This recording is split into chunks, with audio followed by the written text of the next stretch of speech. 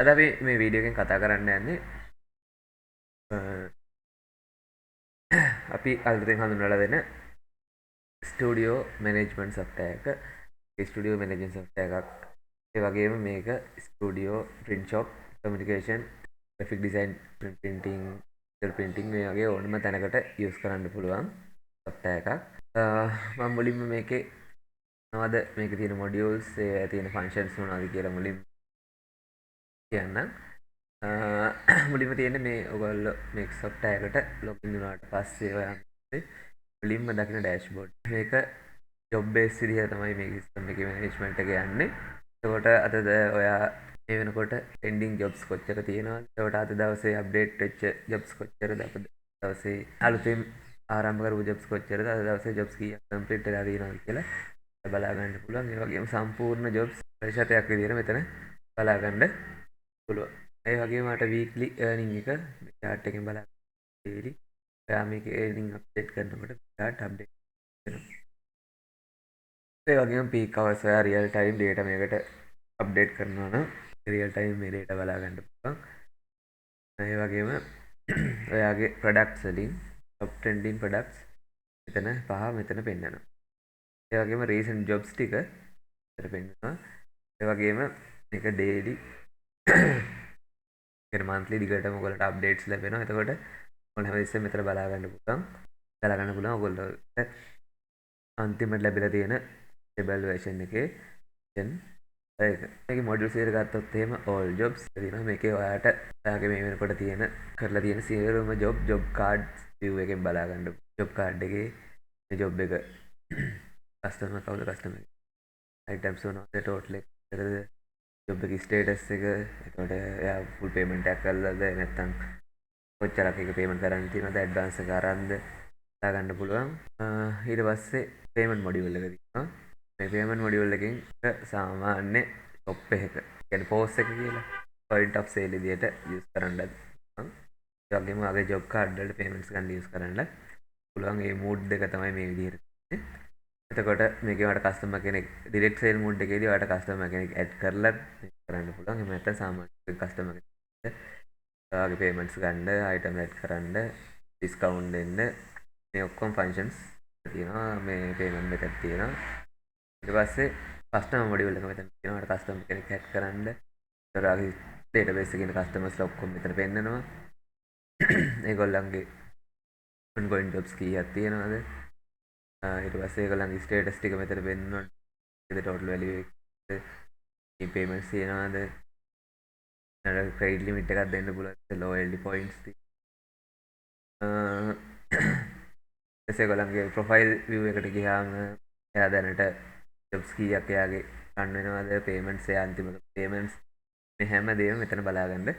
vendors and supply එකෙන් ඔයාගේ business එකට product එන්න පුළුවන් materials එන්න මේ දේවල් ගියලා සම්පූර්ණ සප්ලයිස් ටික මෙතන තමයි මැනේජ් වෙන්නේ.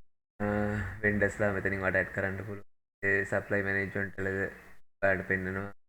ඒ අන්තිමට ඇක්ටිවේට් කරලා තියෙන ෆීචර්ස් මොනවද? ඒ වගේම ඔයා ඕඩර් කරන්න ඕනේ ලෝයිස් තියෙන අයිටම්ස් මොනවද?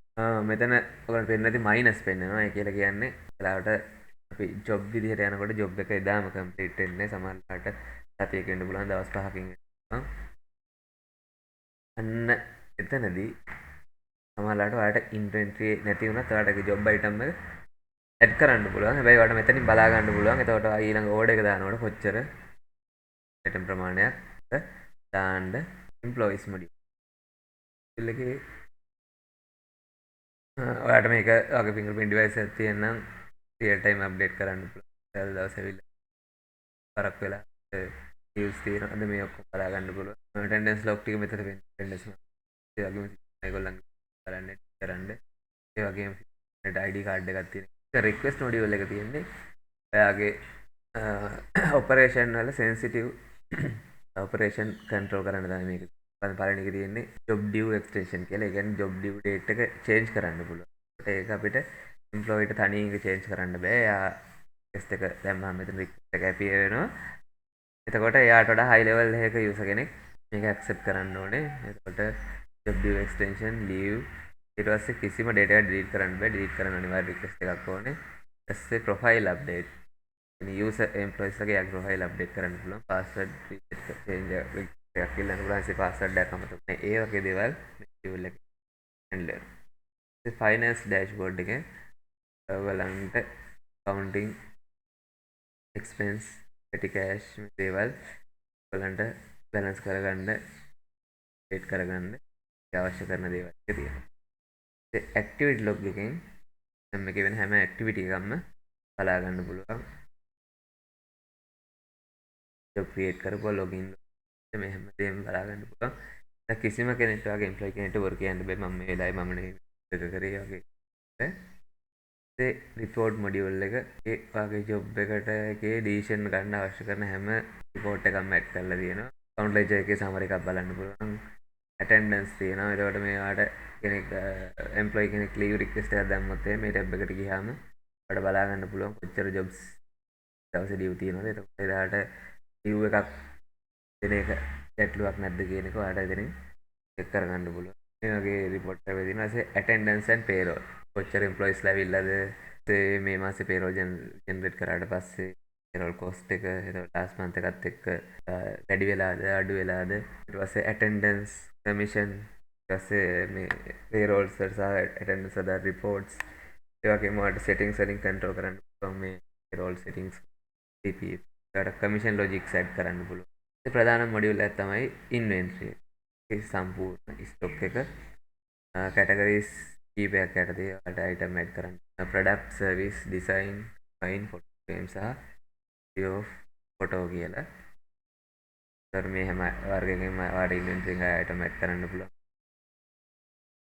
ඒ වගේම ස්කෑනර් කියන මොඩියුල් එකෙන් මේ සිස්ටම් එකෙම ජෙනරේට් වෙන ID එක ස්කෑන් කරලා ඔයාලට ඔයාගේ එම්ප්ලොයිස්ලාගේ ඇටෙන්ඩන්ස් ස්කෑන් කරන්න පුළුවන් ඊට පස්සේ මේකේ සෙටින්ග්ස් එකේ තියෙන කන්ට්‍රෝල්ස් කොහොම හැන්ඩල් වෙන්නේ එතනින් ප්‍රධාන වශයෙන් ඔයගලන්ට මුලින්ම මේ සොෆ්ට්වෙයාර් එක හම්බුනාට පස්සේ ඇක්ටිවේට් කරගන්න ඔයගොල්ලෝ මේ සෙටින්ග්ස් මොඩියුල් එකට ගිහලා එතනින් key එකක් ලබා දෙන්න ඕනේ ඔයගලන්ට දවස් 17ක ට්‍රයල් පීරියඩ් එකක් හම්බ වෙනවා ඒ පීරියඩ් එක ඇතුළතදී ඔයාලට පුළුවන් සිස්ටම් එක අලුත් key එකක් අරගෙන මේක සිස්ටම් එක ඇක්ටිවේට් කරගන්න මේ තමයි සිස්ටම් එකේ UI එක ගැන කියලා දෙන්න තියෙන්නේ. ඊට පස්සේ මේකේ සිකියුරිටි එක ගැන ගත්තොත් HTTPS අපි යූස් කරන්න කියන දේ සිකියුරිටි ප්‍රොටෝකෝල් එක කරනවා මේ data transfer. ඒ වගේම මේක සම්පූර්ණ web based application එකක්.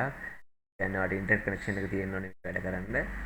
ඒ වගේම මේක අපි Argon 2 කියන සිකියුරිටි hash method එක එතකොට ඔයාගේ වගේම ඔයාගේ එම්ප්ලොයිස්ලාගේ පාස්වර්ඩ් Argon 2 කියන මෙතඩ් එකෙන් සම්පූර්ණම